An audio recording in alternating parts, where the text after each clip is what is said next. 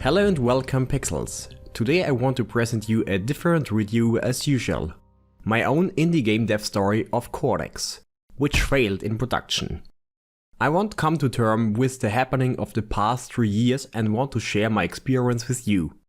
Indie game development could be definitely very cool and successful, but I only want to point out that we really tried hard and failed in the end. Maybe there will be something which will help you for your own game or team management. Surely everybody has a different starting position, so I want to give you some key facts of our company, 25games. Originally 25games are two Austrian friends who shared the same dream, game production.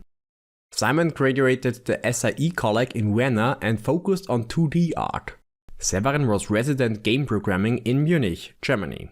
Our project name was 25 games a year, which was meant like it said, to produce 25 games within a year. For sure mini browser games, otherwise it wouldn't be possible. We started this project in 2014, but after 4 games we got a tiny official game commission and our project changed a little bit till we came up with the idea for Kordex in winter 2015-2016. At this stage we had 6 published 2D games, 2 unpublished 2D games, 1 unpublished 3D game, which was really badass of a student game project of the SIE Institute.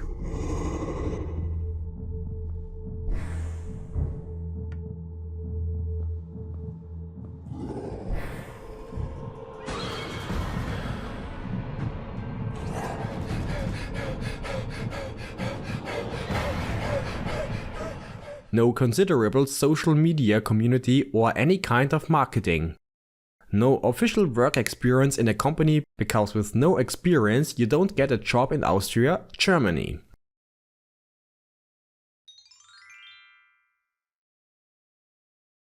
Kordex is a 3D action-adventure RPG and was inspired by the Zelda Wind Waker game and should have a similar toon art style.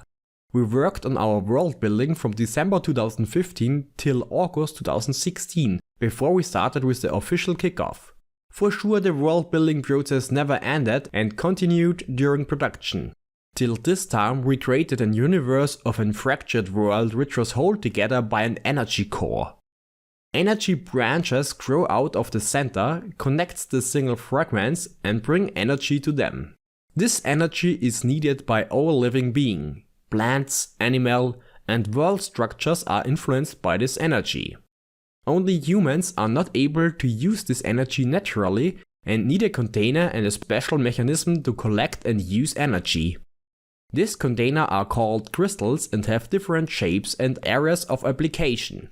A fire crystal can produce fire in any shape depending on their used filter. A water crystal can produce water in any shape and so on. The energy and the crystals are comparable with magic or mana. The more energy you have, the more power you can use. It is used for daily life of humans like building houses, boil water, bring light to dark places, building flying ships or create powerful weapons. Everyone is using the numerous so-called static crystals, but there are very unique and special dynamic crystals. Only one of each element of a dynamic crystal exists in the whole world. The difference between a dynamic crystal and a static crystal is that humans are able to be the container itself for a dynamic crystal. Once the human body fused with a dynamic crystal, the person will take over the power of the crystal and gain incredible strength.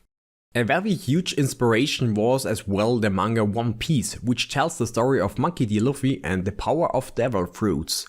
We are very fascinated by the world building and twisted stories of Eiichiro Oda. Racism, tyranny, oppression. This should bring Kordex to a similar level combined with the powerful fantasy powers like the devil fruits in One Piece. The core transports energy to the single islands by its branches. The farther away one goes of the core, the less energy exists on islands. So it is natural that there is very less energy in the outer islands compared with the inner islands. This creates an imbalance of power. Rich people and poor people. Aristocrats rules over workmen and farmers.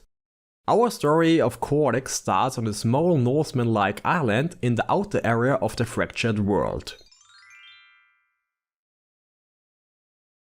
Kordex have numerous islands, races, energy crystals, creatures, stories, enemies and so on. It contains massive content and would be impossible to create this world for only 2 game developers within a short period of time. Our plan was to break the story down into single chapters, like a book or a manga chapter. Each chapter should contain a completed narrative thread, which brings forward the main story.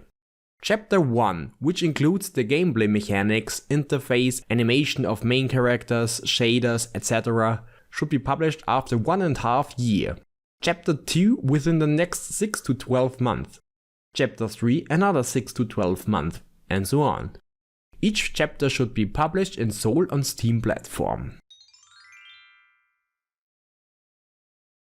We knew that creating a 3D game like this would take a lot of time. And money.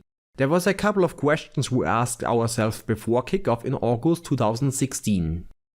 Who is responsible for each task?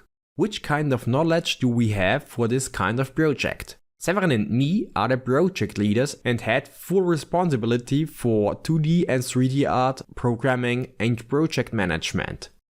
Raphael, brother of Severin, should be music and sound designer. Dominic was a good friend of Severin and me, and should be responsible for all kinds of texts, descriptions and creative decisions. Kevin was a good friend and student of the same university in Munich like Severin. He should take the second role of programming. Martin got the last position for rigging and animation. He was still student of the SAE Institute in Vienna and wanted to train his skills with this project. Which kind of software do we need for this? We didn't had a big budget for any expensive software like Autodesk Maya, so we choose Blender for modeling, rigging and animation, Photoshop for any kind of concept art and textures, Unity because we had most experience with this game engine so far. It is unbelievable how much the software changed in the last 3 years, all of them. We needed a couple of plugins for Unity during the production process. At this time we already defined the plot of the first chapter and created several concepts for the first island, buildings, cave system and main character. We planned to create a prototype for Patreon, because a supporting community for our huge project would be needed. This prototype should already define and answer artistic style questions and should present the basic gameplay mechanics for the game. We was a team of 6 persons who were voluntarily working for Kordex. Everyone had a different time management, which was not easy to handle. Severin paused his study and worked full-time for the project. Simon quit his job as a graphic designer and worked full-time. Raphael and Dominic had already a full-time job and were only able to work on evenings or weekends. Martin and Kevin were still students and tried to work in their leisure time. How can you afford this project? Who paid for what? Every member were aware of not getting paid for this work till we have an income. The more time invested to the project, the more money you should get in the end. Till this day everybody had to deal with their own bills. Severin lived at family's house and got support by his parents. Simon worked for 1.5 years and spared 25,000 euro for this project. I lived with 900 euro a month and should be able to withstand for 27 to 28 months. The rest of the team were volunteers and had jobs or support of their parents. In the eyes of Severin and me, this was a good plan. We were able to withstand the expected time of production. Simon's savings was more or less like a deadline for us. We had a team and manpower. We wanted to create a prototype for Patreon and gain support from people all over the world to make our dream come true. I will take the questions of the previous topic, ask yourself these questions and explain what have changed during production process. Summarized, the freelancers left the team one by one. They are good friends, but you was not able to trust them in a freelancer working condition. Surely the amount of work was much more smaller of the freelancers than the work Severin and me did during the week, but Severin and me was forged to undertake the open positions of development. I'm sure you can imagine that this means more time for the project for only 2 members. Unity in Blender wasn't that software before, which it is now. At least, when there is a bigger update for Unity, it is advisable to upgrade software version as well, and so your project. Every time a new update was released by Unity, then this means maintains for the whole Unity project. And this means bug fixing as well, which needed time. Martin and Simon didn't work with Blender before, so it was like a restart of learning. Rigging was very difficult if you came from Maya. Severin and me wasn't happy with the game presentation of the first chapter. It was too ordinary to other games and contains too less fantasy. We thought that we wouldn't be seen by anyone if we don't show something really special. So we did an island and content rework and created something bigger. We wanted to create our very own unique selling point. The more content was added, the better chances for us. This is what we thought. It is obvious that more content will take more time. At least everything is about time and money. The bigger our project became, the more time was needed for our goal. But we was limited to a definite point of time, Simon's savings. Indie game dev is not only about game production. You have to keep in mind to do all the marketing and social media communication by yourself. It is very unlikely to produce a game in the dark area of your cellar and expect a great success when you publish your game for the first time, when you don't made any marketing announcement so far. Severin and me tried to get in touch with potential players of our game with social media and online platforms like social media posts on Instagram, Facebook, Twitter, or blog posts, Twitch streams, YouTube, and at least released our Patreon page, but not as planned. I will describe our efforts building up a community in the next topic. This is the plain truth. Money defines if you have time or not. The project and content grows, but time and money shrink, and there was still no great community behind us. Severin and me was convinced that our game will not be successful if we don't do all these changes. The first chapter have to be a great success. A game which was never here before. Otherwise we should forget chapter 2, 3, etc. You need money if you want to develop full time on your project. It is really hard to earn money before you publish your game. So it was necessary to find a way to earn money, so that you can continue developing. As mentioned before, an example would be Patreon. It is a place for developers to share your project with a community and gain followers, which supports you monthly or per creation. Our Patreon page should be really outstanding and we want to offer as much as possible for our supporters. We try to publish a movie with a playful story of our team and project, which costs a lot of time of development. However, we are not film producers and didn't had a good equipment for that. So this looked pretty cheap and we never finished it till now. Oh, sorry. Hey, I'm Severin and together with Simon, I'm the founder of 25games. Hey Sam, I wanted to show you something. Come with me. So, what do you think? Nice. Hey, my name is Simon and I'm concept, texture and 3D artist at 25games. Another project was the Scout project, which was a connected network of minigames, which were produced simultaneously to Kordex. For sure those minigames took as well time for production, but we thought it would be good to produce games for building up the community. Star Force, Enigma of the Colossus, Trump vs. Kim were published during this time.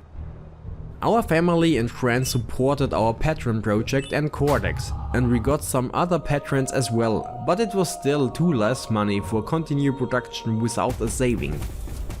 Our posts on social media, the live streams on Twitch and YouTube, the blog posts, all this was too less for building up a community which was able to support us adequately. To be honest, YouTube was really small at this time. We had 100 to 150 subscribers and we only had some crappy game trailers of our first games uploaded, and a handful of tutorials of Severin, which was definitely not much at this time. Simon tried to stream game development on Twitch about 4 months and earns about $100 with donations. Another try of Simon was to start a new Patreon campaign with some realistic Pokemon drawings. Pokemon Battle Art should use an existing community of Pokemon fans and try to support concept art, at least for Kordex. But this project failed as well. All this kind of efforts costs time and slowed the development of Kordex. Our side project was our attempt to earn money, and we tried a lot in our opinion. Nevertheless, the game Kordex grows, more or less slowly. At this point of development, Severin and me was alone and the other freelancers left the team. Our last hope was to publish our project on Kickstarter. For this we designed the idea of a very intense gameplay trailer which should present the game with finished graphics and polished animation. The good thing for this is that we was able to focus on small areas of the game and ignore the rest of the game so far. We wanted to convince people to invest to our game. A lot of environment work was done in this time and I focused on prop creation to fill our empty environment and show everyone what we are able to do. Another idea for this time was to sell Unity asset package at Unity store. Additional to this time, which was around September 2018, we got a commission for app development. We were definitely able to do this job and we earned a lot of money. For sure we invested a lot of time for this app. Severin had to invest more time than me and do the programming for this app. This means he worked less for Kordex and I worked alone after I finished my part for the app. In May 2019 Severin left 25games.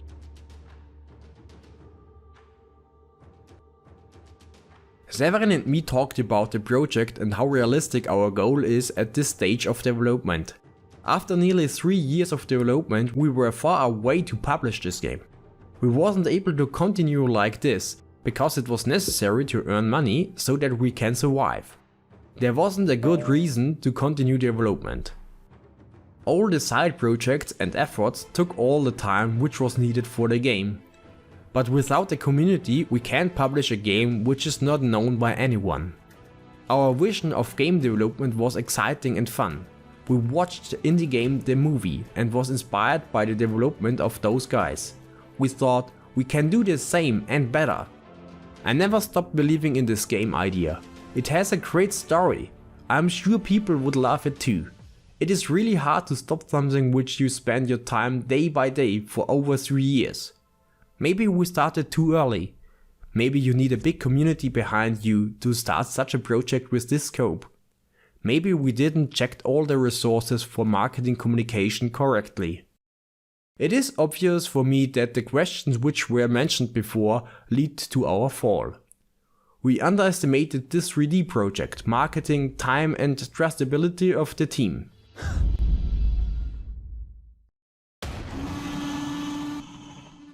What I gained during this process is experience. With this experience I continued this YouTube channel and it grew extremely in the last year. I'm very glad that I have this community now and that I'm able to tell my story. I'm not a game developer right now. I'm very happy that I risked everything for this project even though it failed. Now I know that I tried. I gained so many experience in team management, the different mechanics of software, social media posting, training my English skills, producing videos and so many other stuff. Everything you do lets you grow in experience. If you're not trying, you will never make headway. Every failure is a lesson to grow. Stand up and make it different. Cheers!